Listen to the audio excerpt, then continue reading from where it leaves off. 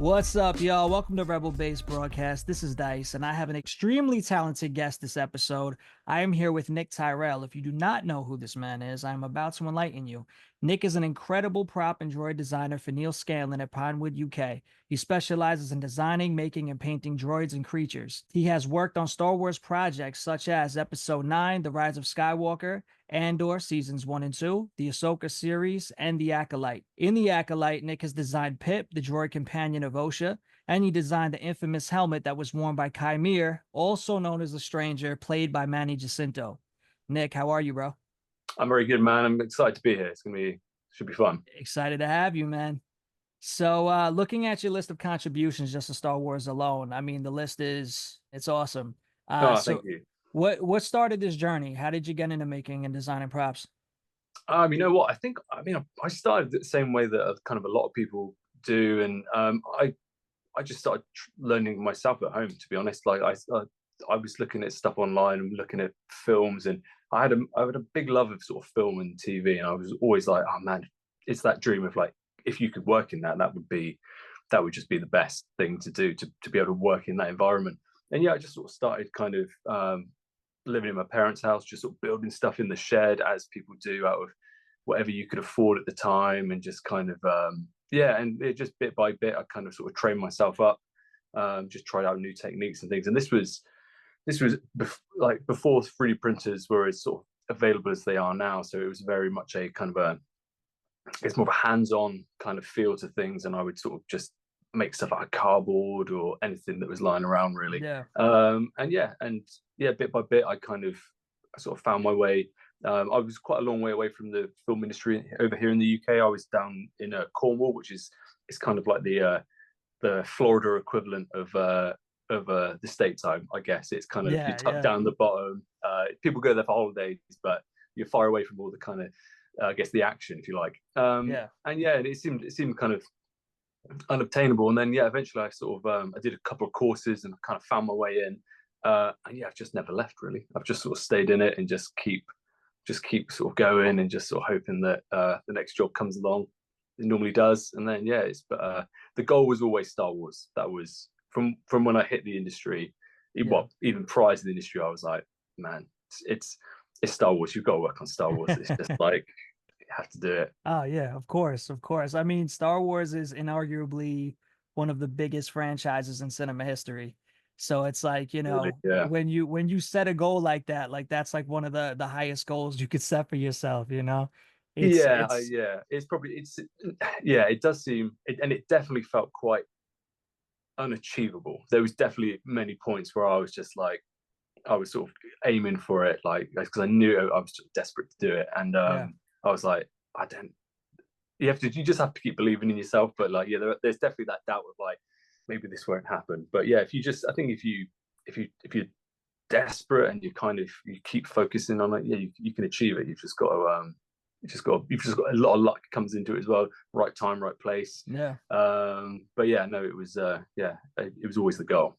Yeah, and that's, I feel like sometimes like I feel like that's like where you see a lot of the success stories with like some of the most successful people because it's like they set these goals. Like it's not like, I want to just work on like, some like like little goal, just like a little thing, Mm, just jump into like a little show or something. It's like, no, I'm gonna go for Star Wars. I'm gonna go all the yeah, way, you and got to it's go all the like way. a lot of the times, you see people that like they set these massive goals and it's like those are the people that do achieve them, because you Yeah, know that it's like I'm gonna have to bust my ass to get there.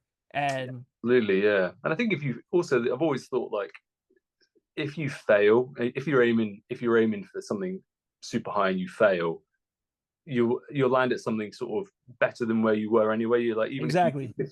even if you just sort of hit something that's kind of on that same trajectory, you're going to be kind of doing better than you would be if you did nothing. So yeah, you just got to go for it. You just got to jump in and just give it your all, really. And that's something really good for the people that see this, prop designers and people that are up and coming, to keep that in mind. Mm, There is no goal that you could set for yourself that, that should ever make you feel like, hey, it's impossible, I'll never achieve that. Because just like you yeah, said, if you set a goal that high, no matter where you land, you're still going to be further than you were before. So Yeah, you'll probably be in a happier place no matter oh, as long as you're absolutely. on that sort of like when I was aiming for Star Wars, um, I ended up one of the first jobs I worked on was Doctor Who, Hmm. and I'm not I like Doctor Who, but I'm not sort of mad on it. It's not Star Wars to me. Star Yeah, Wars is a whole other yeah, level, but it's still fun. And there's a huge fan base out there for it. And yeah, and even that at the time, I was just like, as soon as I hit that, I was like, wow, if I never make it to Star Wars now, this is still good fun, like making of course. aliens and creatures and things for Doctor Who. So like, Yeah, it's still absolutely. good. It's still fun. Yeah.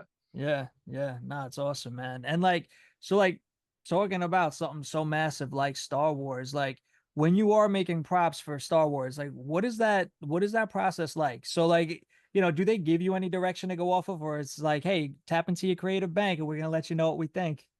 It's kind of it depends on what you're working for. So I've done Star Wars in a few different departments. I've worked in props, and I've worked in so everything's all split up. So you have your props teams, then you've got your creatures teams, and then you've got your what's called costume props, which is like your stormtroopers and those things. And I've been fortunate; I've done a bit in props, and I've done sort of creatures and droids, and they're all kind of quite different. I guess speaking from the sort of creatures and droids perspective, a lot of the time what happens with us is they'll kind of approach us with the script and the scene once we start up on the project, and there'll be like a base idea. So like when we started on Acolyte, for instance, Pip was one of the first things they knew Pip was going to be in it. That was the Yeah. first thing that we touched on was Pip, and because Pip was quite an integral character to Osher, it was very important for us to really delve into that and explore it. A lot of like when you're doing like background creatures and aliens, they're a bit more. There's not so much of a um, there's still a lot of care and attention that goes into them, but a lot of the time, as they are in the background, they don't have to sort of hyperfixate on them quite so much. It's especially when you're doing like hero characters, that's when there's a lot more sort of focus and attention. Yeah. Everything that we build is up to a quality that you could film it up close and it would look fantastic. But Yeah. the when it comes to a design perspective, anything front and center, that's like your hero characters, your named hero characters. That's the Yeah. stuff that gets the sort of most focus. But yeah, they give you a lot of this. And again, in some respects, you get some free reign, and Yeah. sometimes it's a bit more sort of reined in. A lot of time, you just have to fit your designs in with the parameters that the director has kind of put forward to you. Yeah. So depending on what brief you've been given, you just kind of put your. They'll give you like a this is the broad strokes of this character. This is what it needs to do, and then you kind of have to you then come up with your own interpretation of how that would work and kind of problem solve. It's a bit of problem solving as well as Yeah. the design as well. Yeah. And when you're working on these things, I mean, I'm sure you probably have like a million and one stories working on all of these different projects and stuff. Like, could you tell me like what is one of your most fondest memories like working on these projects? Trying to think. I mean, walking onto the Millennium Falcon, like Oh you yeah. you can't. It's that was I've never walked onto a set where I've like I felt like I've been there a million times before. Yeah. Like I kind of I've never been fortunate enough to go to Galaxy's Edge and experience what's going on at Galaxy's Edge, and obviously they have the Falcon and stuff Yeah. there. But I feel like I've been a bit spoiled by actually going on like the Falcon like that. Yeah. I feel like it might I might have kind of weirdly ruined Galaxy's Edge for myself a little bit doing that.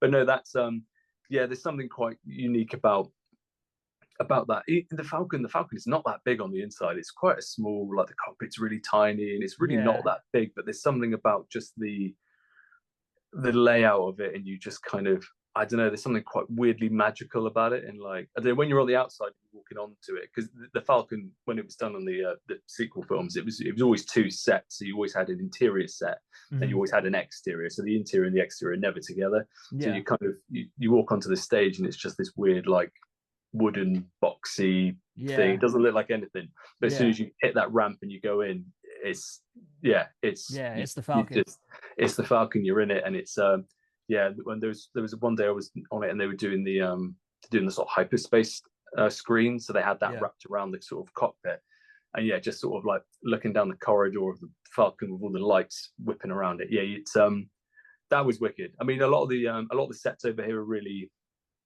quite impressive whenever we build them. There was like, I mean, Rise of Skywalker, we made there were some incredible sets built for that, and getting to walk around Qimir and things was just sort of with stormtroopers. It's yeah, all of that stuff's a bit surreal, and you have to kind of pinch yourself a little bit. Yeah. The forest on the other set that was really cool was the forest set with which Qimir and strangers doing all of his lightsaber fighting in Yeah. episode 5 of the Acolyte. That set was wicked. I was there for about 2 months. It did get old after 2 months, I can tell you. Like, as much as lightsabers are cool, 2 months of lightsaber fights gets a bit like, Oh yeah. oh my gosh, it's a bit intense. It's crazy too, like when you were talking about with the Falcon, because yeah, I mean, you have people that they go. Now, I've never been fortunate enough to go to Galaxy's Edge yet, and I've been telling my wife like we need to go there. Like I am a huge Star Definitely. Wars fan. I can't not go there. Like, and she's like, Absolutely, yeah. and my wife, she likes Star Wars, but she's like, so you want to be like in the room with the kids building the lightsabers? I'm like, hell yeah, I want to be there. Yeah, yeah. Like, yes, That's what I want. I'll be Yeah, dressed up. Like, yeah. so she gets it. My son's like that too now. He's 1.5, but he's just crazy about Star Wars. But like you were saying, it's like going to Galaxy's Edge. This is something that like everybody, like anybody can go there and they can go on the Falcon and they can experience that.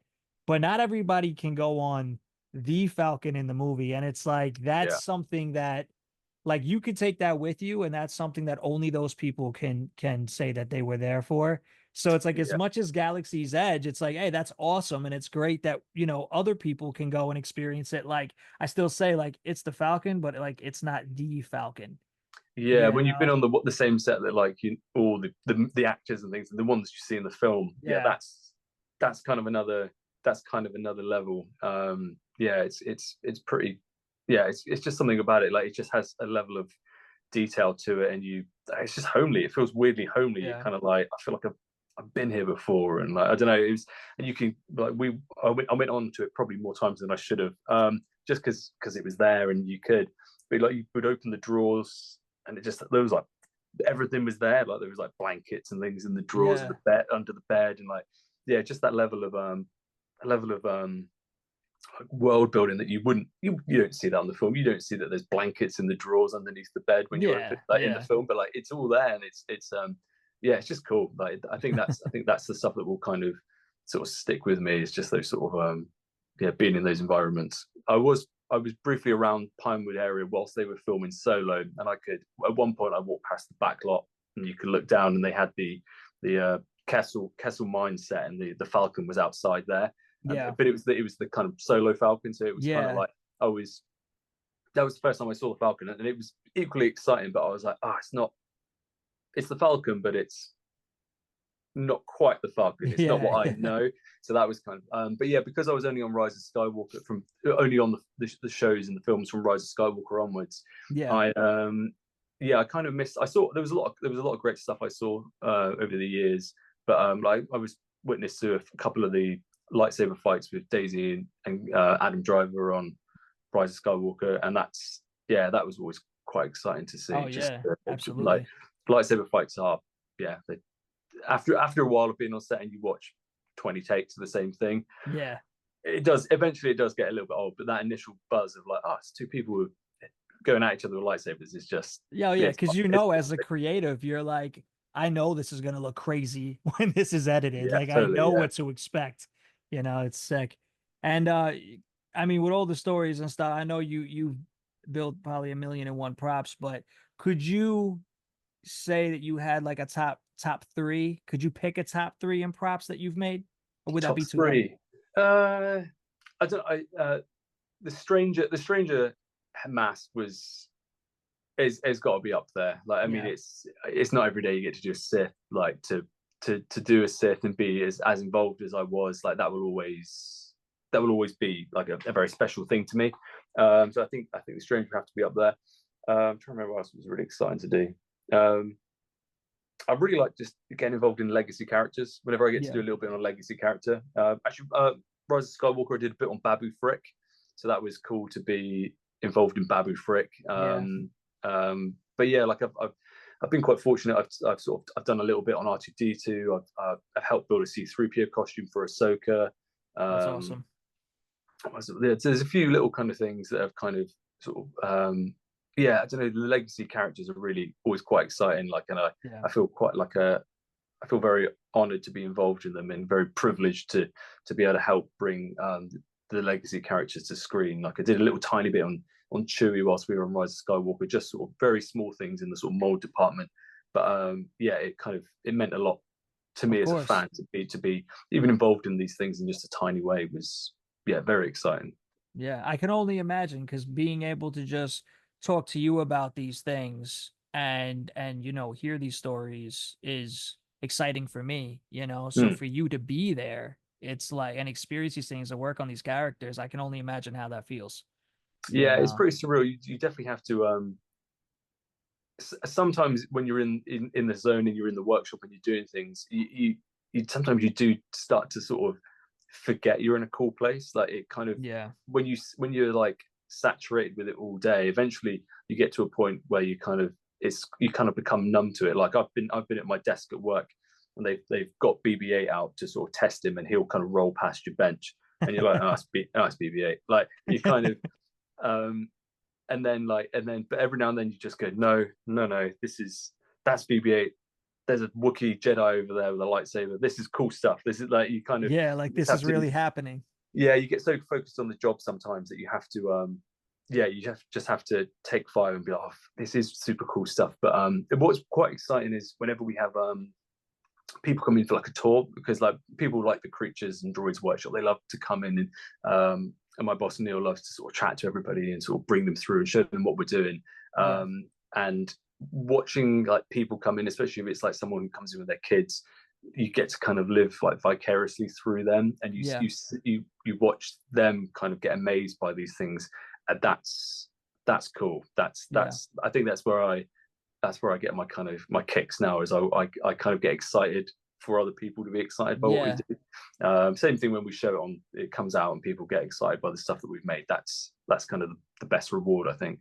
Absolutely. And that's the thing. I mean, kids going in and going through the droid department and through the creature department and seeing this, like, it's awesome. And I'm not taking anything away from like meeting legacy characters and stuff, because that's always, phenomenal and it's such a Mm. great experience. But like the droids and the creatures, like in Star Wars, like that's like the entire world. Like Yeah, that's what builds the atmosphere. It builds the world. It you can like tell, depending on who's watching the movies and stuff. Like some people can just be like, hey, I know just by that creature what planet they're on, yeah, and exactly. it's Yeah, and it's like it's just crazy like how much it builds that atmosphere and how specific Star Wars atmosphere is because of those things. So it's yeah, like I I, I could only imagine, those kids are experiencing something awesome. yeah. And so going into the stranger now, the design of the stranger, I gotta tell you, man. So, I was watching the Acolyte, and once he came on screen, like, dude, I fell in love with his design. Oh, thanks, Like, man. yeah, like, and it was Rex, my friend Rex from Millennium Workshop, and he was like, "Yo, man, like, Nick Tyrrell designed him. You gotta like hit up Nick." And I'm like, "What? He designed it?" And he's like, "Yeah." And I was like, "Dude, this is so sick." And I know, you have like the diehard, strict Star Wars fans that are like, if it's not the first three movies, then it doesn't matter. And it's like me, Sure, yeah, I've got into so many like debates with people because I was like, I don't care what anybody says. I was like, the Stranger's helmet's cooler than Darth Vader's. yeah. And they're like, what? You can't say it because it's Vader. And I'm like, I love Darth Vader. Like, I remember being obsessed with Darth Vader when I was one watching the movie, Mm. but I was like, but as much as I love Darth Vader, like Darth Vader, his presence was intimidating. Yeah, yeah, The voice, like the costume I didn't find intimidating, but you don't even have to hear the stranger talk. Just his design, just his helmet alone, you're like, I'm not gonna mess with him. Like he's a problem. Like he's going to do yeah. horrible things to people, and then he does. Yes, yeah, yeah, he definitely does. Yeah, he definitely does some bad stuff. Yeah, so I mean, dude, like that design is so cool. I have to give you those props. It's amazing. And I gotta ask, like going through that process, like to design that, like what was that like from like start to finish? Like did Leslie or anybody like give you anything to go off of or any like things that they wanted? Yeah, so the stranger was. Thank you, man. I Of appreciate your course, of comment. course. The stranger was Leslie was very specific about the stranger. The design could have been anything. It went through a lot of iterations, and for a while we actually explored some of the early ideas. It was a bit more kind of creature-esque, which is one of the reasons it came to us over in creatures and not costume props. Was because initially it was going to be a little bit more on the kind of creaturey side of things, Yeah, and then as these things do, as they evolve through the design process, it kind of actually ended up being more traditionally more helmety than it was creaturey in the end. yeah, He was never going to be a creature. It was always just going to have kind of creature-esque features. yeah. And yeah, but it took several rounds of sort of designs. And there was sort of, I don't know how many people were designing it, quite a lot. There must have been about 10 or 12 of us all sort of submitting designs, and we did sort of several rounds. And as the rounds go, you do like a round, and like my early designs are wildly different to where it is now. Like it's hopefully one day I'll be able to sort of share. I'd love to share some of the early designs I did were probably way creepier than what it ended up being. Like they were proper weird, like bone skulls and I seen all some this kind stuff of on your weird stuff. Instagram, and I seen like some pictures and stuff like that, and I was like, whoa, Yeah, that's a lot different. it kind of sometimes in the design process it's you've got to show what's wrong for them to know what's right. So sometimes when you're sort of designing things, like with the strangest mask, we always knew it was going to be this mask, and Leslie was quite she started off with the idea that she liked the idea of it having kind of a smile, or like having Yeah, this. There's the point when like a smile goes from being a smile, like a happy smile, to like a sinister smile, right on that kind of edge. yeah, um and yeah, so that sort of worked its way into it. But yeah, initially it was trying to keep it kind of creepy. So the code name we had for him was always Frank. So we always referred to him as Frank. So weirdly, I know him as Frank more than I do the stranger, which is like, I yeah. know that's probably very like, whenever I was all the rounds of concepting were, have you got any more Frank designs to show? And Frank was it was based on Donnie Darko. The rabbit from Donnie Darko was Oh called Frank, yeah, and that he has that kind of creepy smile. So that was why it got the code name Frank. So yeah, if I say Frank, I mean the strangest yeah, man. yeah. Just when you live with that for 10 months, it's hard to get rid of. I can't Of course. I can't not get rid of it. I'm glad he wasn't called Frank. I think that might have diminished him ever so slightly in the overall show. Not that Frank's not a cool name, but just maybe not for a Sith. And yeah, so we kind of, and as these rounds go on, so I think I did about 6 rounds. I think we did about 6 or 7 rounds of Frank, and every time you kind of there's some new information comes in, or you get a little bit of feedback, and then some people's work kind of drops out, and then it gets down to like a couple of you, and it starts to get narrow. Same thing with Pip. Like as the rounds go on, it gets smaller and smaller until there's only kind of a couple of designs that are still kind of going.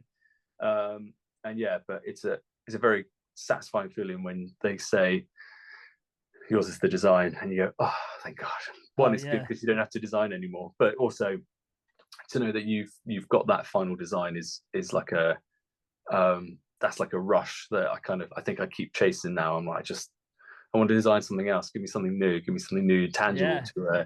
to get into. And yeah, that was so. Yeah, going through the rounds like that is quite stressful. But I was I really wanted a Sith. I really wanted to have this kind of like a villain. To design a villain, I think is it's not something I ever expect to do again. I don't think I'll ever come across my plate, but because I was afforded that opportunity, I just thought I've got to give it my all and just try and just try and get this. And yeah, luckily I did. But yeah, that was a fun time. You know, man, I really do think you will, because I don't know how involved you are, or how much, like, if you look on the internet about like what people say about the Qimir character and his design Mm. and stuff, but I can tell you, so I am a registered member. Do you know what the 501st is? Yes, yeah, yeah. So I am a registered member with the 501st, and I am involved in the forum where they work on the costume reference library, and they're Oh, doing cool. the one for the stranger. Oh, amazing. And I can't even.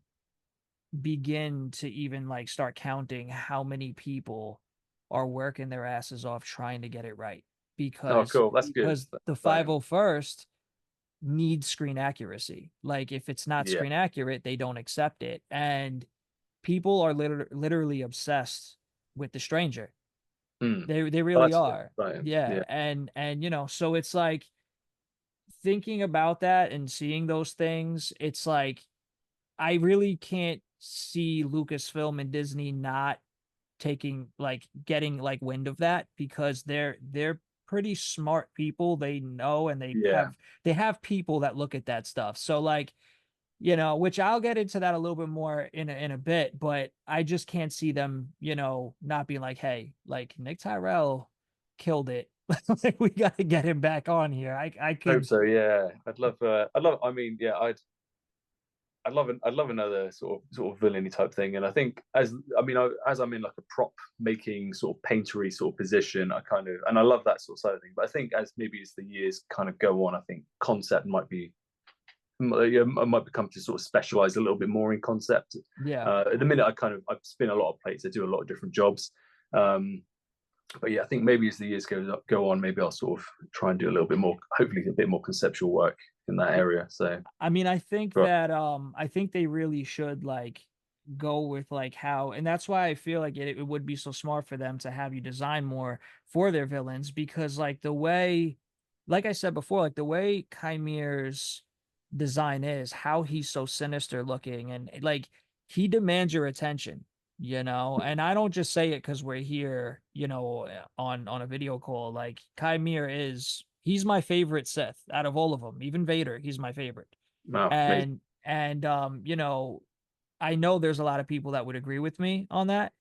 And I think that they need to take note of that, and they need to say like this is what like it needs to be more sinister, because it stole your Mm. attention, and it went with that ruthlessness that went so well with his personality, the character's personality. So I feel like having that in more projects is going to bring a lot of people in, because it is working. It's Yeah, yeah. definitely working.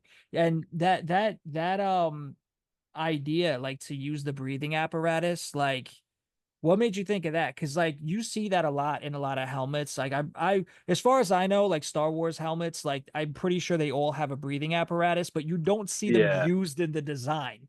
yeah, exactly. Yeah. So I think when the as we were going through the rounds, and Leslie, I think a lot of us kind of danced around putting, because the smile was mentioned so much. A lot of us, I think, we kind of danced around the smile, because when someone says put a smile on a helmet, it's it could very easily be quite cheesy. Like Yeah. there's a million ways that if like it can be done sort of cheap in a cheesy way.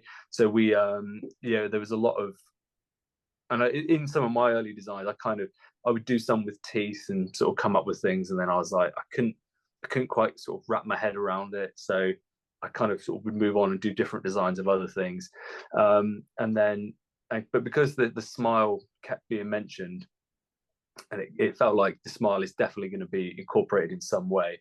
Sometimes a design there's a feature of a design that's put forward from a director, and after a while, like it just doesn't quite land. You try some things, it doesn't quite work, and then but it hit a point, and I was just like, if you have to have if it has to have a smile, how would you do it in a way that wasn't? Oh, I didn't like the idea that Qimir had put teeth on it or made the smile. I like the idea that it was this kind of, it was almost a mistake. I thought if it was a mistake, and you go, oh, it looks like teeth, but he might like that, but I didn't like the idea that he'd chosen it in a way. Yeah. Like I think the idea that he's just gone out, and he's put this helmet together in his cave with the cortosis, and and as he's put it together with the breathing apparatus in it, part of it's been exposed, and that's why the smile is there.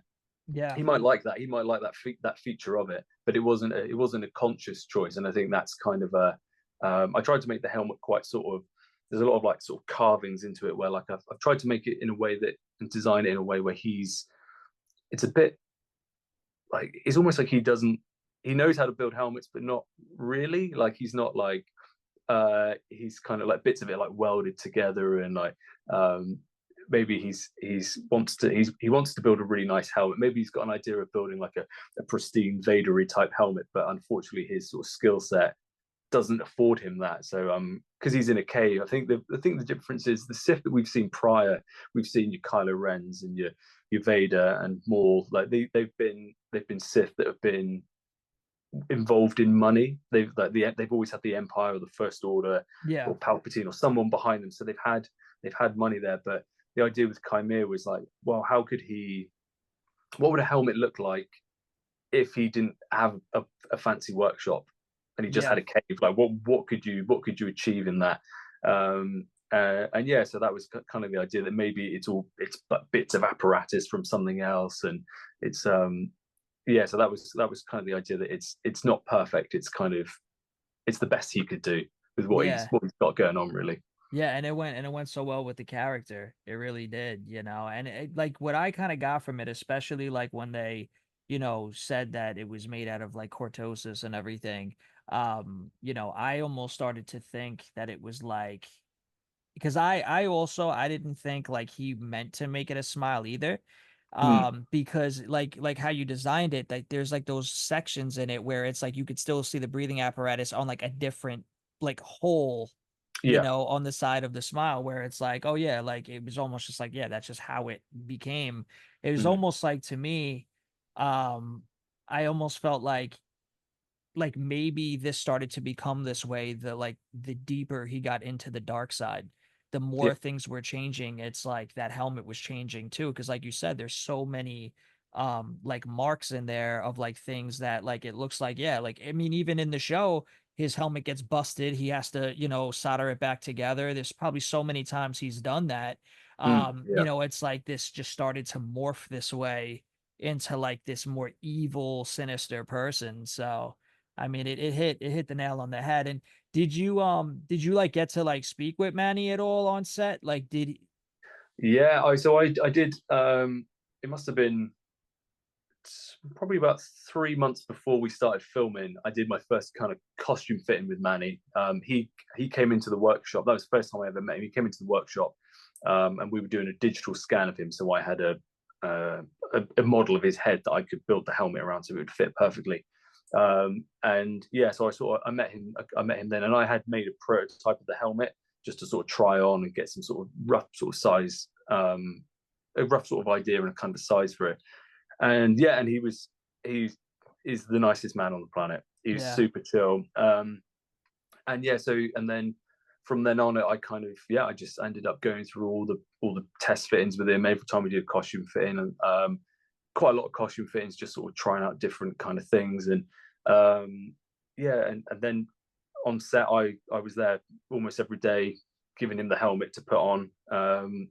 Yeah, pretty much. Almost every day I was kind of there for the helmet, just to sort of stand by, just to sort of give it to him to make sure he was comfortable in it, and any touch ups or anything that it needed, just to sort of be there. And that was so. Yeah, again, I got to spend almost every day on set with Manny, and he's that's awesome. one of the nicest guys, and we're still in contact now. I still talk to Manny. Yeah, he's extremely talented. Yeah, he watching him on set was I'd seen him in things like The Good Place, Mhm. and I was watching him on set, and I was just like, man, this guy's killing it.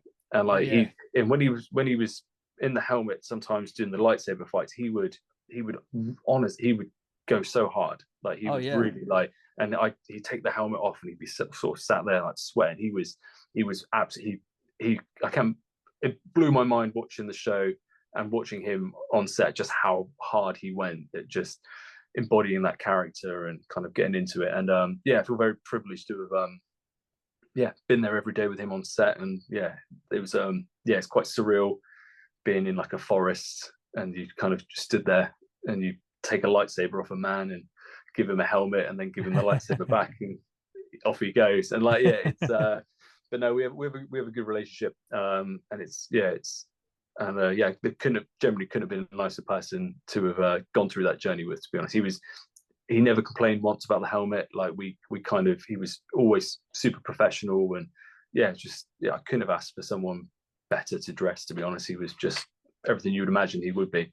That's awesome. Like, did you ever like explain to him like your like ideas behind like making the design? Like, do you think like like did he ever ask like any background of how you kind of went about it? Because like I act a little bit myself, and I know like that's probably something I would ask to like help me, like further Yeah, myself even more. yeah, we definitely spoke about it quite a lot, and kind of I think he's aware of there was he did his talk recently at D23, and a lot of the stuff he said there is sort of stuff that we'd kind of talked about on set before, and kind of Yeah. ideas for the character. I don't know if I don't think I influenced any of his decisions in any way. I think his what he decided to bring to the character was obviously very much himself. But I definitely talked about the kind of the process of what my sort of thoughts for the helmet were, and kind of Yeah. how I envisaged that Qimir would have sort of made this. I don't think that impacted his performance in any way, but I think it was yeah, just but we definitely discussed it, and we kind of Yeah. went through kind of sort of ideas, and kind of yeah, I just my main goal was to make my goal was to make it as cool as I could make it look, and as comfortable for him, and that Yeah. if I could hit that, then that was my job done as far as I Yeah. was concerned. No, that's awesome, man. That's awesome.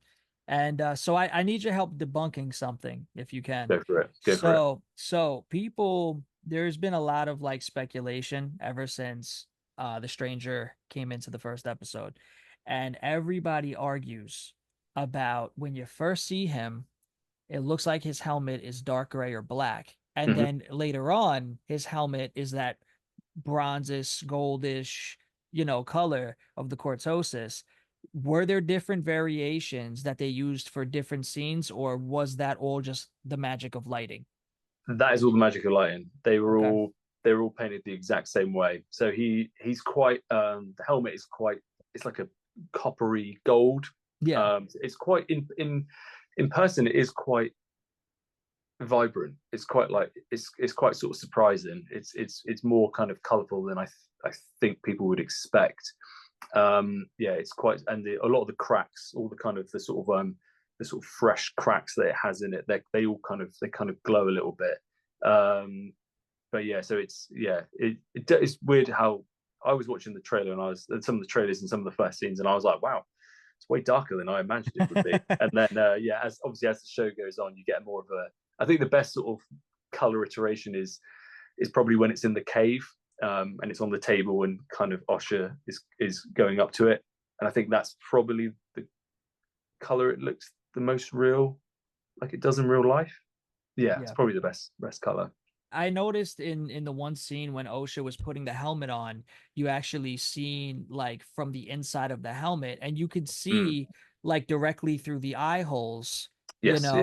and then there was like moments where I almost felt like you could see that there was like a like I don't want to say a visor, but like like the glass like that are in a lot of the helmets over the eyes and stuff. Mm. Like, were there any variations with that, or were all the helmets, did they actually have the holes there?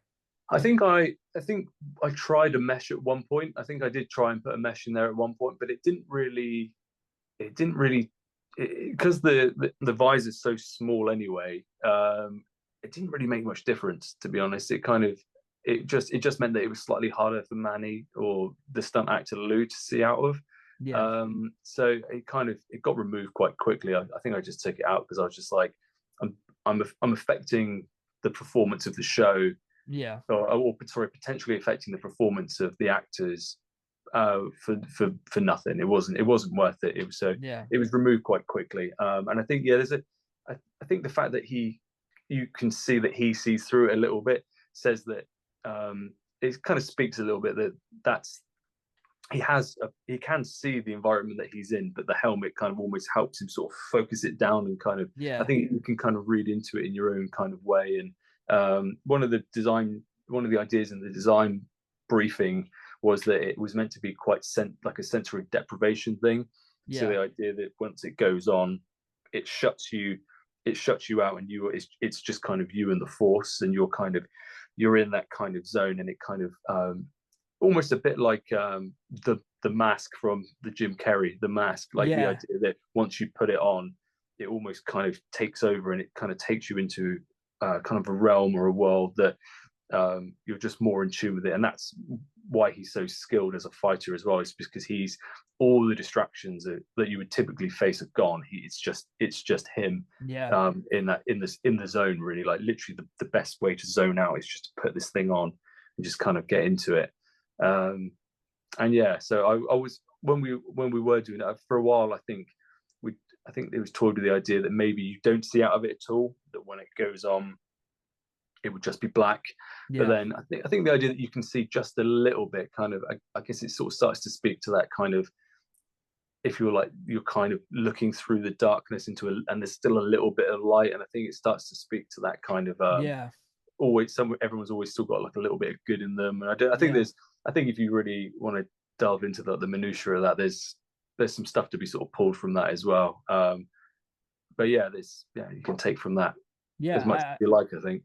I can definitely see that in the character too, because I mean, even in the show, like when he starts to develop like that bond with Osha, as much as I feel like, yes, he does want to turn her to the dark side, which for anybody watching this, spoiler alert, but she basically does.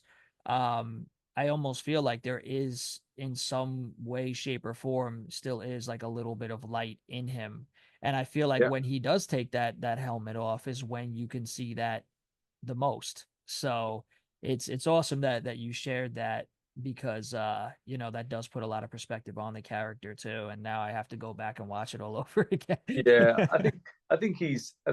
Me and Manny discussed this as well, that he's Qimir, like most villains, he doesn't see himself as a villain. Yeah, He's being kind of persecuted and pursued by the Jedi. Once they discover him, like he says, like, I yeah, have to kill you because you say I can't exist. And it's just like he lives in this kind of, he's almost like he's almost like seen as like a vermin or something. And yeah, if he's found, they will do absolutely everything in their power to make sure he doesn't exist. So yeah. he has no choice but to kill them to survive. And I think those are some very interesting themes that make you kind of connect with him quite quickly, and you empathize. He's not being evil and killing for the sake of being evil. He's killing because if he doesn't kill these people, they will hunt him to the edge of the Yeah, earth, the he end of the won't be galaxy. able to Like, live the way he feels is fair.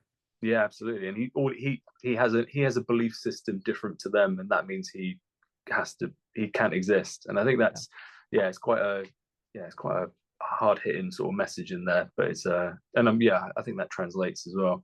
The thing that frustrates me a lot with there, as you know, I'm sure, and I won't get too much into it, but there was a lot going on as far as with the Acolyte, and then obviously with it getting canceled, people's different opinions and stuff. And it's like I understood some, I didn't agree with others, and it's like, one thing that really did bother me though was that it got canceled. I just because that the thing was is that they have, and in my opinion, there were so many good things in the show that it's like there's just too much to just let it go, and Yeah, too many things that work, and I get it, like there are things that with the lore and stuff, and like I said, I'm not going to get into all that, but the things like Qimir, them showing, which I mean, I'm pretty sure, I think Leslie even said it, that it was Darth Plagueis in that one episode, and I think she also did reveal that he did train Qimir. It's like, to not show that, I feel, is like a sin, because it's like, yeah, I mean, this is Darth Plagueis we're talking about. I mean, this is somebody that we've wanted to be on screen for how long? We've been talking about this since episode 3. yeah, So yeah, I mean, it's yeah, like, we finally get it, and now it's just gone. And then Kymir's character, and how awesome his character is, it's like now we just don't get that at all. If there's certain things that people didn't like, which, listen, like I said, I'm not gonna get into, there were things I didn't like too, but I yeah, loved a lot of aspects of it, and I loved Kymir's character. I loved the fact that Darth Plagueis was in it. I liked how it was starting to end, and I really wanted to see more of Qimir. I wanted to see what happens with Osha. I wanted to see what happens with that. So for me, it's like, if Disney and Lucasfilm could do anything, at least give us a series with Qimir and Darth Plagueis and show us how this all happened. You yeah, know, yeah, I- absolutely. Yeah, no, I completely agree. I think the end kind of sets it, almost the end of the Acolyte almost sets it up for kind of what was initially mentioned many years ago about the idea of a Sith centric storyline. I think by the time you got to that final episode and it ties it all together, you go, oh, next season it would be very Sith orientated. And I think that was one of the things that kind of caught people off guard with the Acolyte, was the fact that there was a lot more Jedi in it than I think they expected. And I think they were hoping there was a bit more, maybe a little bit more Sith action than we finally got. And then, as you say, as it gets towards the end there, you get Plagueis, you get all this stuff. You kind of like, you got the sense that season 2 was almost going to go in a completely different direction, and you were going to get like a completely different story arc to what you'd had prior. And yeah, it is a little bit of a shame that we've got kind of lost out on that. I think it would have been it would have been really interesting to just see the character's development and just learn a little bit more about his history as well, as how did he end up where he was, and what's his connection to Venestra, like all of those things. I think there was a lot of meat to sort of delve into. But yeah, you never know. Maybe they'll explore it in comic books or something. Maybe we'll get. I do hope that we get a little bit more kind of closure of sorts in some ways. Like, even though maybe you've ended it in one medium, maybe you can bring it into another. Maybe you can bring it into a comic book or a novel or something, just to round it out, just so we kind of it's closure. I think you just want you want to know a little bit more and a little bit of closure on that character. And it's just like, like I said, there's so many people that love the character, and there are a lot of people that write a lot of Star Wars novels. I mean, so it is very possible that people can write a novel based on that. I mean, everybody has their own opinions. Everybody has their own. I mean, there are people that don't like the first 3 Star Wars films. There are people that literally hate the first 3 films, and it's like. So that's why I try to tell everybody when they try to say things, bad about whatever. There are people that don't like the first 3 films, and those are literally like, that is Star Wars. So, you can't please everybody, but hopefully they take notice of that and they just say, okay, listen, like, we need to take things that really worked with the fans and like, let's still use that. Cause like I was going to get into what really aggravated me is that they didn't have really any merchandise for the Stranger. Like, no pop figures. Like, dude, I have a whole wall of pops. Like, I'm not gonna get a Qimir. Like, that's as a designer, that's like, if you can have a toy made of something that you've done, that's the ultimate thing, really, to have, just like see it in a shop, or to see a kid holding a toy of something that you've designed is really cool. And I do feel like we were kind of we lucked out a little bit on the sort of Qimir stuff. Like, I was there's not even a Black series of him. I was just like, I feel it's a real shame that there's not I a know, Black dude. It's literally like an injustice. Like, I'm just like I was looking all over the place.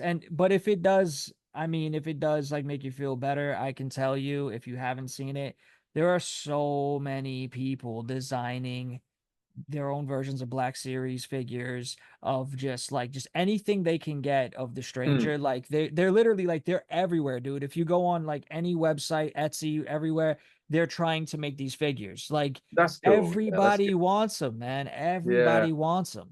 I feel like, So I mean, the Sith. I think the Sith are always one of those things where, like, people just really love the Sith. Like, there's something, like, some people are indifferent to this sort of Jedi side of things, but I think I know more people that are obsessed with the kind of the villainous Sith characters than they are the kind of the goody two shoes Jedi. And I think that sort of says a lot. So I am quite shocked that we never sort of explored it. I guess the only saving grace was that we did get or are going to get the Black Series helmet that they've done. So that to me is the fact that they've made a Black Series helmet was which is they've tried to replicate, is that's good. That's really cool and really exciting, and I'm glad something exists. But I kind of I think I would have liked there to have been like a little Qimir figure. More so than the helmet. Like, the helmet's fine, but like, people 3D print their own these days. But like, I think to be kind of have a little Qimir, either a pop vinyl or a just a regular Black Series would have been wicked. Hot Toys would have been.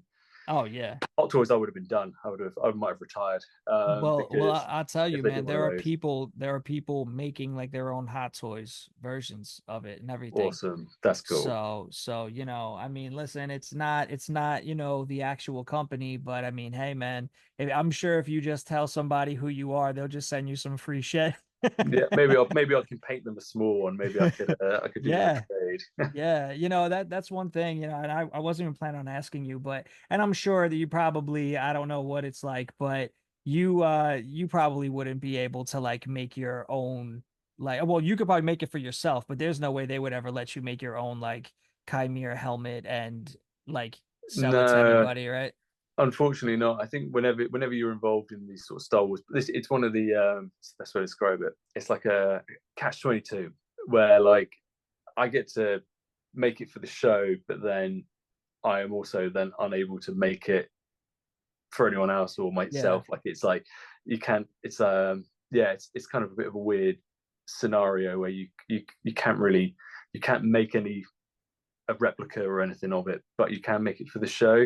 So I don't know. Yeah. It's kind of I don't know, and I see sort of people making their own ones, like Rex, he's having a great time making those. How Oh he's my always God, smashing yeah. them out. And It's not like 18. he's done 18. Oh my god. And he's done more than me by this point. And yeah, and it's kind of a I don't know. It's so awesome to be able to make them for the show, but I guess you can't have your cake and eat it. Like I can't make it for the show and sort of make my own one. So I'm happy to be on one side of it, and Yeah. I feel like I'm like looking through the window at everybody else making their own ones now. But it's Yeah. no, it was yeah. I mean, I've got Star Wars things. I've kind of made. I've been on the other side plenty of times, having Yeah. fun making helmets, and that's how I learned is sort of making my own helmets and things. So yeah, so now be on the other side of that, I kind of yeah, it's fine. I'll accept it. I'll take it. It's a small Yeah. price to pay. Small price to pay. Yeah, yeah. And have you seen like a good amount of pictures of like the ones that Rex has been making? Yeah, I've spoken to Rex several times online, and yeah, I'm always appreciative that I'm very appreciative that people were just kind of accepting of my design as like a Yeah. one of my fears whilst going through the design process was what if it's hated? It's that kind of I don't think you can escape that fear of being a Star Wars fan and kind of knowing that the fan base is obviously sometimes very divided on things and sometimes very galvanized on others. But there was that kind of fear of going through my mind of, oh my god, what if I make something truly horrendous? Like what if it just goes off of an avenue and it ends up being hated? But yeah, luckily once it started to get revealed, it did feel like there was quite a lot of positivity Yeah. around it, and that was one of the biggest reliefs because there was a long time. There was about 10 months from once we wrapped filming for it to come out. So I sort of was 10 months of knowing what was coming and just being like, oh my god, hope people like it. And yeah, so when they sort of there's a lot of comments onto on YouTube and Instagram saying that people were kind of behind it, I was like, oh, thank God. That just, Yeah. I can sleep again. Dude, I mean, like I said, being on the forums and stuff and like seeing how much people are like trying to dissect every detail to get this thing perfect. I mean, I know this one guy, his name's James. He's in one of the Facebook forums. When he sees this, he's probably gonna go crazy that I mentioned him on it because he's like a huge Qimir fan. And this dude kind Awesome. of resembles Manny Jacinto. Oh, And nice. his like even his build and stuff, I'm like, holy shit, this guy could have like been a stunt double. But he's like he goes really hard. Like he's been making the soft parts of the costume like himself. I believe, yeah, Rex made him his helmet now, his hilt, his gauntlet. So it's like, he's going to cons like looking just like him. There are so many people that are going so hard for this design and to get it right and to just like replicate this character. I feel like that's such a big indication that it's like people really do love it, you Yeah, and know. yeah, that's I kind of that's one of the greatest kind of compliments I think is that if people want to make and own replicas of your work, I think there's no greater compliment really. That's kind of like if you want to have it in your house and you want to go out dressed as that character, like Yeah. for like myself and sort of like Manny to sort of have people trying to emulate a character that you were involved in is yeah, there's nothing more you can kind of so and we did actually talk about it on set. We did mention like would it be surreal if we were at a convention together and we could see people dressed as Qimir as you are now. Yeah. So that was quite surreal to be like chatting to Manny about like seeing these people dressed up in costume as him later on, and I've seen people at events in costume with Manny, and it's sort of like Yeah. it's quite weird knowing like a couple of years back that's literally what we were talking about. We were like, oh, Yeah. wouldn't that be strange? And here it is, now it's happening, Yep. and we're kind of there. So yeah, no, it's very yeah, and I did try to make the helmet as a challenge. Like Yeah. there is, I I think because I've been on the other side, replicating helmets, like making Mando helmets and all the rest of it. I know that kind of, I know how much of a pain it is sometimes to try and make make the helmets kind of correct. So Yeah. I definitely went a little bit out of my way to make sure this was a bit of a challenge. I wanted it to be. I didn't want it to be. I definitely didn't want it to be like a kind of an easy ride. I thought it'd be nice if there was a helmet that was like was quite sculptural and quite sort of like a lot of like Mandalorian helmets and things they're quite smooth, and they're quite like for like sanding and things. They're quite kind of they're a good easy sort of build. So I Yeah. thought, this would be a fun. What if it was a real mission? What if it had loads of detail and scratches and like Yeah. it's quite warped when you look at the actual helmet. Yeah. And that was, yeah, like I I'm sure the cosplay community will kill me for the amount of pain I've probably put them through. But like even in the modeling of it, once the helmet was 3D modeled in the computer, I kind of I kind of took the whole helmet and I kind of skewed it ever so slightly. So I kind of so it's nothing symmetrical. It's all off. And but Yeah. that was as much as I think having a bit of a challenge out there is quite fun and kind of healthy. I also wanted to make sure there was a lot of asymmetry in the helmet and it was quite organic, because when you look at, I was looking back at a lot of the lineage helmets, and when you go through from sort of Vader and you go through the stormtroopers and you look at Kylo Ren, they're all very imperfect. And I think if you have a very symmetrical helmet, it can really sometimes it can look a little bit weird, and like the asymmetry of it and the kind of organicness, I think really kind of helps sort of keep it in the sort of same vein as the classic Star Wars stuff that we've seen Yeah. before. Even stuff like Jango Fett's helmet in Attack of the Clones, that was all sculpted traditionally and sort of model made and put together before 3D printing was introduced. So Yeah. they wouldn't have been very sort of symmetrical. And all the stormtroopers, when you look at how insymmetrical a stormtrooper helmet is, it's so off. All the eyes are really off. But you don't notice it, but it adds a bit of charm to it. So yeah, as much as I wanted to put it out there as a challenge, I also wanted to keep it in the same vein that we've seen with sort of other Star Wars helmets. So Yeah.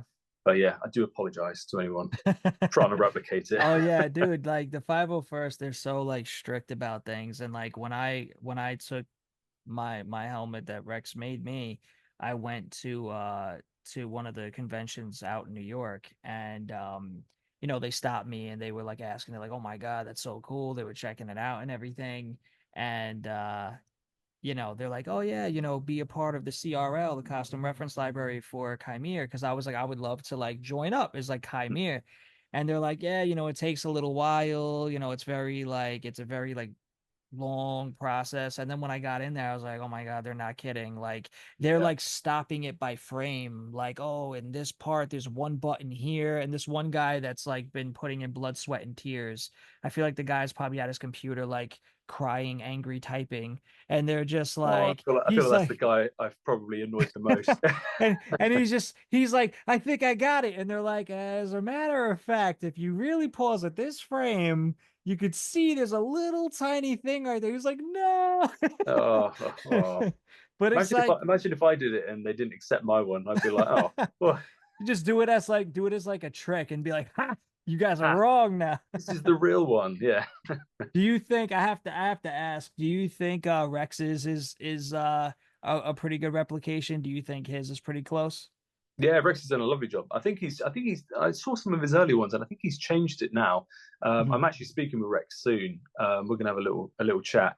Um, but yeah, no, I think one of the things that will be quite hard to do is the teeth that are incredibly shiny. Like Yeah. I think with they weren't done with paint, so that's one of the reasons I think Okay. people Yeah. people will struggle. They were all like how was it vacuum metal plated. They were all kind of plated, Okay. so Yeah. that's why they have a shine to them, which is you can get really shiny chromes and really shiny paints, but there's the teeth are so shiny because we've made sure they were outsourced, and they were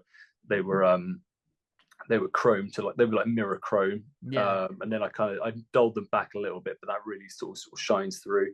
So that's one of the things I think anyone will struggle to do with Yeah. paint, is Yeah. that like. Yeah, and especially because like in the like breathing apparatus in that tubing, like it also looks like there's like denting in it and stuff like that. Like it's Mm. like, is that what it was, or was it just like was that just like reflections in the teeth because of how shiny they were? I think it's mostly. I think the teeth. I think from my. It's been a while since I've looked at the helmet. Even though it's seared into my brain. I think from what I remember, the tubes, they were pretty pristine, because I remember they came back and they were so like blingy, Yeah, and I was like, oh my gosh, they're too blingy. So I had to. They were sort of dulled down a little bit. there's some grills, Um, man. Got some yeah, they were grills. they were proper grills. Yeah, so I think, but they were, yeah, because they were so shiny. I don't think there's any denting in them.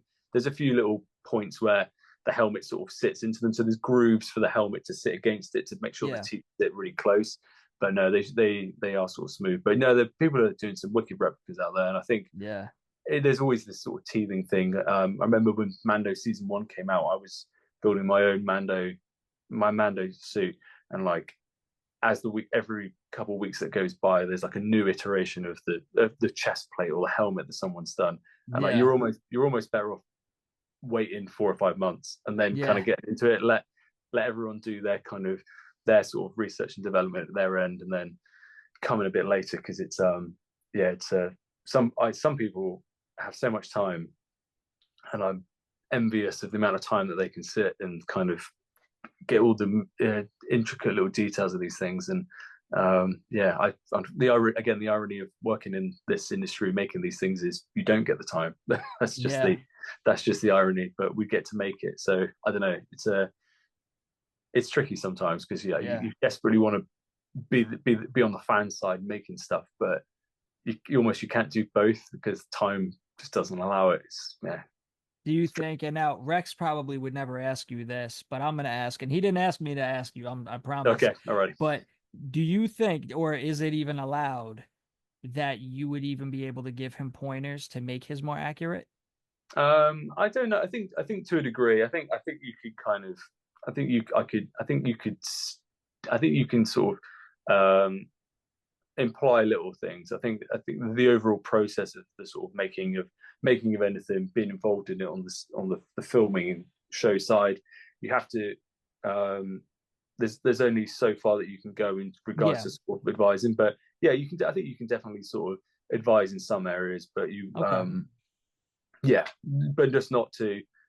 I wouldn't be able to go into a crazy amount of detail, but I Yeah. could definitely Yeah. say if I think the colors, maybe the colors off here, or Yeah. that shape's not quite right. You can say that the odd little thing, but it's a yeah, it's a fine line. I think it's a fine line. Yeah, yeah, I definitely understand that.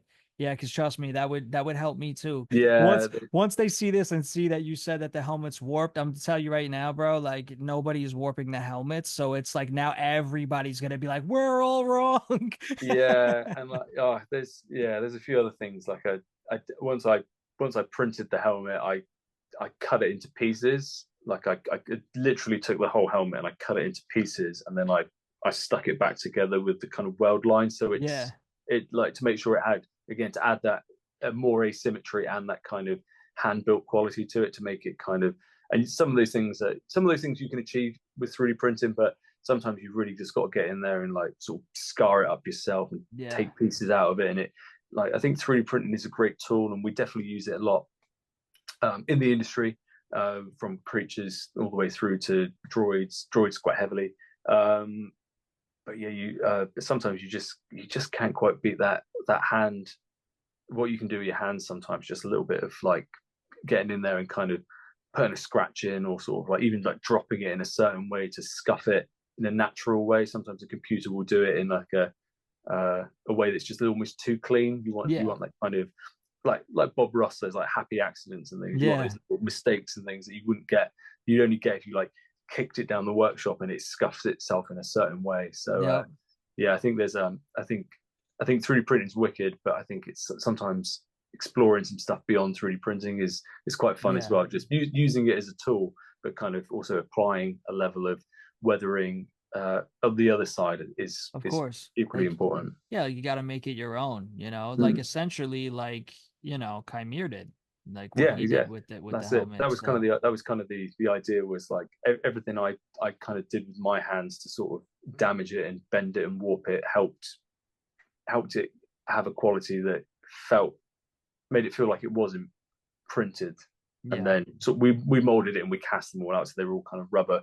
But yeah, we it just kind of helps sort of add these little flares that you wouldn't maybe necessarily get from a 3D print.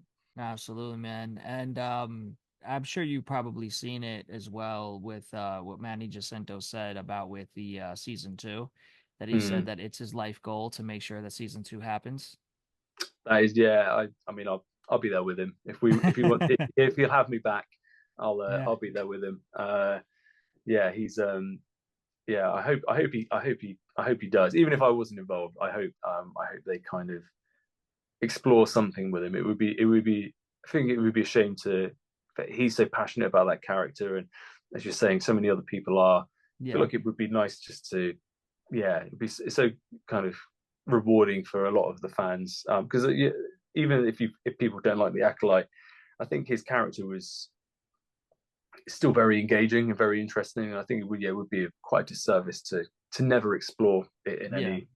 any medium again. I'm hoping for it. I'm hoping for it. Like I said, there were things that I agreed with certain people. Then there's things which I don't know if you'll ever see my other episodes and on the podcast and stuff, but listen, I'll apologize in advance because there were certain things I said like with Leslie and stuff that I didn't agree with. So, I got to make shit entertaining. So, Yeah, so, yeah, no, you totally, know, yeah.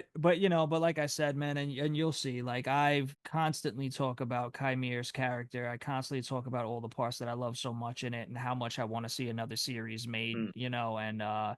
and those at the very least see those characters continue. So I'm definitely hoping it happens because, like I said, it would just be like a disservice to the characters then because the villains are always the characters that have the most, I feel like, involved. Like Mm. they're Yeah, always because there's more to them. Jedi are, like you said, they're like more like on the they're goody goodies. They have to be one way. They're all the same. Like, and there's yeah, no hate to Jedi's. I don't need the Star Wars community trying to kill me, but they're yeah. all one way. It's like very I culty. think, yeah, I think seeing the flaws in a character and sort of, yeah, I think we like a bad guy, don't we? We like Yeah. someone who's a little bit flawed and that kind of, you kind of want to know. It's probably why people are so into like sort of murder mysteries and Hmm. like serial killer documentaries and these because like you almost want to if I think if you're a sane person you kind of almost can't picture what it would be like to be a villain because you're not that way inclined. So Yeah. I think that's what makes it probably more fascinating is you're just kind of like why do you want to do that? Why do you want to be the way that you are? So Yeah. yeah, fingers crossed that I just hope we get some more cool, exciting Star Wars villains in the sort of years to come. I think especially the Sith, I think the Sith are such a rich um, part of Star Wars that I think they could really sort of delve into it and get kind of. I've always wanted them to explore kind of like ancient Sith stuff, going back, do some of the Oh Darth yeah. stuff, do some of the Knights of the Old Republic stuff, and Yeah. really get into the kind of yeah, like lean into that sort of high fantasy of it, and that's kind of yeah, that's kind of what I'm always hoping for from Star Wars is we get into.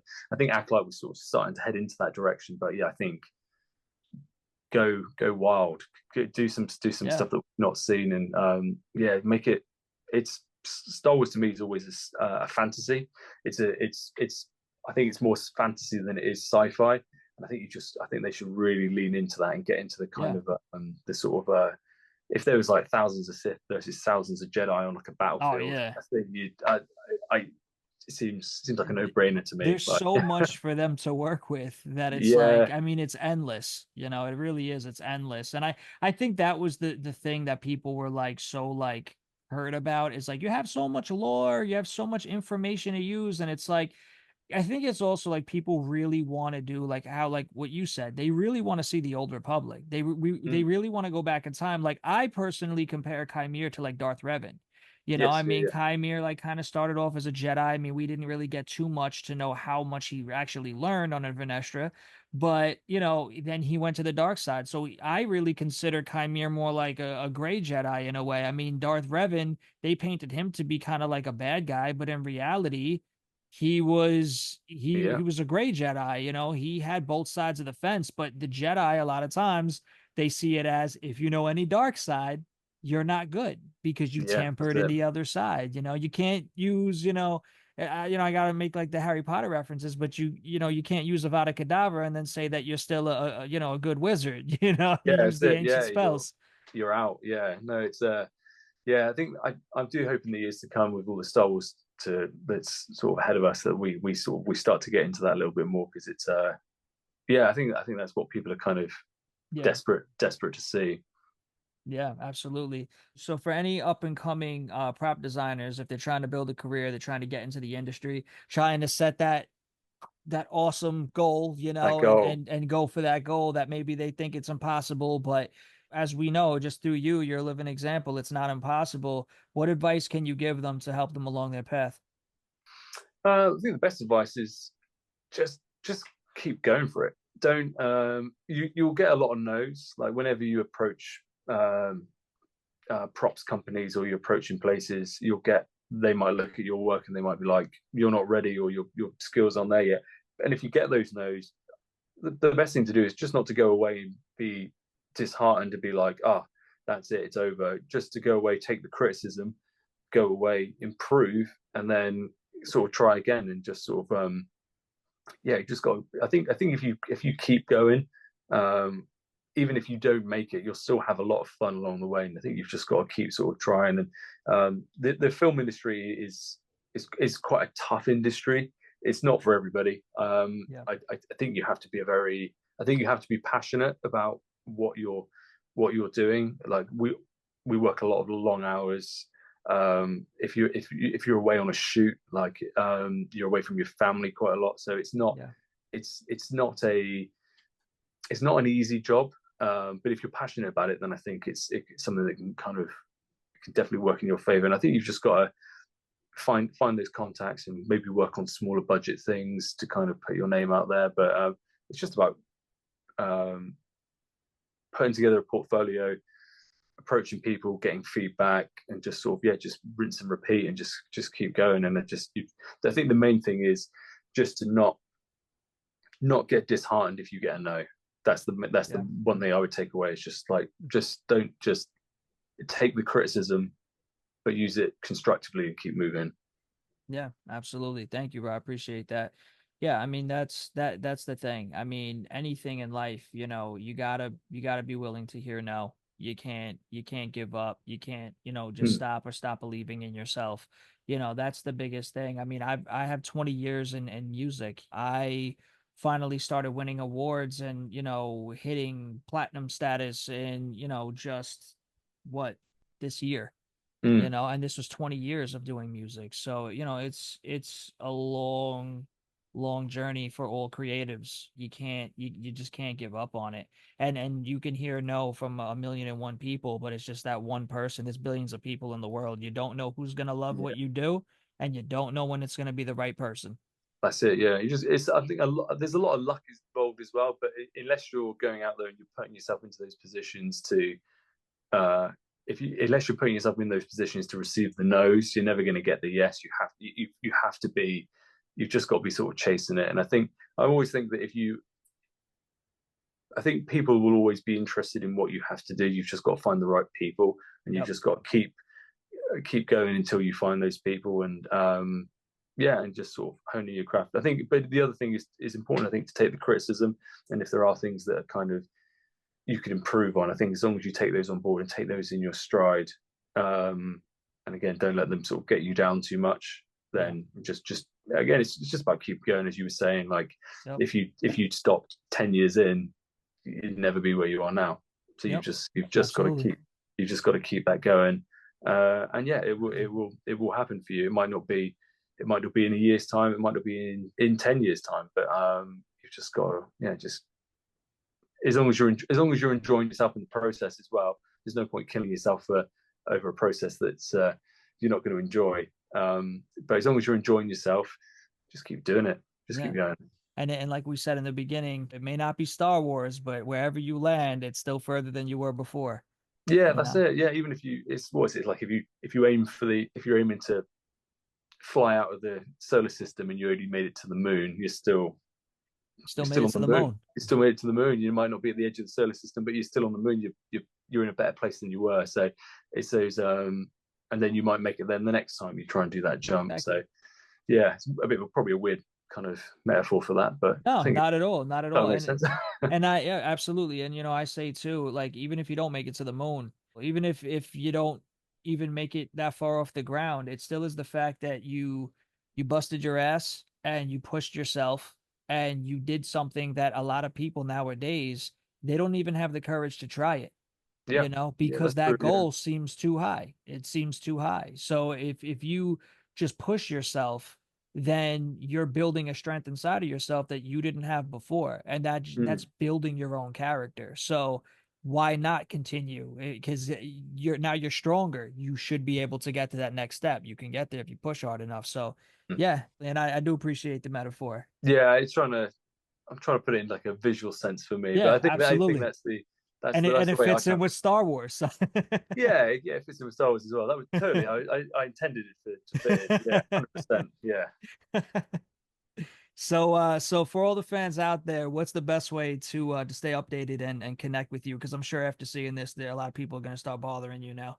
Yeah, I mean, my Instagram is probably where I kind of post a lot of things. I think that's kind of the easiest. I'm not like a prolific poster. I don't really post a great deal of things, but if I've been involved in a project or I'm doing a sort of personal job, like making something at home, probably making something Star Wars based.